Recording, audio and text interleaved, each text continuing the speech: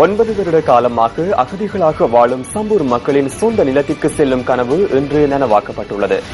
முதலீட்டு ஊக்குவிப்பு சபைக்கு சம்பூரில் ஒதுக்கப்பட்ட 818 ஏக்கர் காணிகளை மீண்டும் மக்களுக்கு வழங்குவது தொடர்பான வர்த்தமானி அறிவித்தலில் ஜனாதிபதி மைத்ரிபால சிறிசேன கைச்சாத்திட்டுள்ளதாக அரசு தகவல் திணைக்களம் செய்தி வெளியிட்டுள்ளது. சம்பூர் மீள்குடியேற்றம் தொடர்பாக ஜனாதிபதியின் செயலாளர் தலைமையில் இடம்பெற்ற கலந்துரையாடலின் பின்னர் இந்த நடவடிக்கை எடுக்கப்பட்டுள்ளது.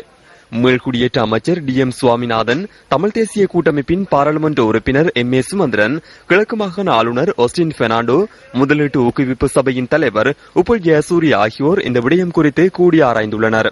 சம்பூரில் உள்ள காணிகளை விடுவித்து மீள்குடியேற்றத்தை முன்னெடுப்பது தொடர்பில் இந்த சந்திப்பின் போது விரிவாக ஆராயப்பட்டுள்ளது. இதற்கமைய முதற்கட்டமாக சம்பூரில் முதலீட்டு ஊக்குவிப்பு சபைக்கு வழங்கிய 818 ஏக்கர் காணியை விடுவித்து அவற்றை மக்களின் மீள்குடியேற்றத்திற்கு வழங்குவதற்கான வர்த்தமானியில் ஜனாதிபதி கையொப்பமிட்டதாக அரசு தகவல் திணைக்களத்தின் உத்தியோகபூர்வ இணையதளத்தில் செய்தி வெளியிடப்பட்டுள்ளது.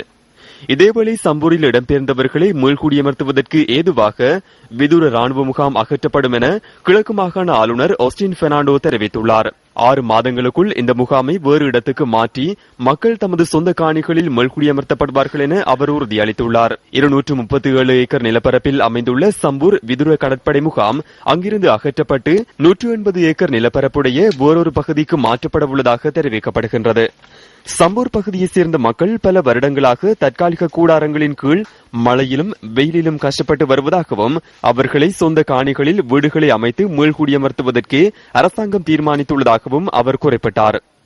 விதுர கடற்படை முகாம் வேறு இடத்திற்கு மாற்றப்பட்டதும் சம்பூரில் மொத்தமாக இடம்பெயர்ந்த 1272 குடும்பங்களைச் சேர்ந்த 4070 பேரை ஒரே தடவையில் மீள்குடியமர்த்த எதிர்பார்த்திருப்பதாகவும் அவர் மேலும் குறிப்பிட்டார்.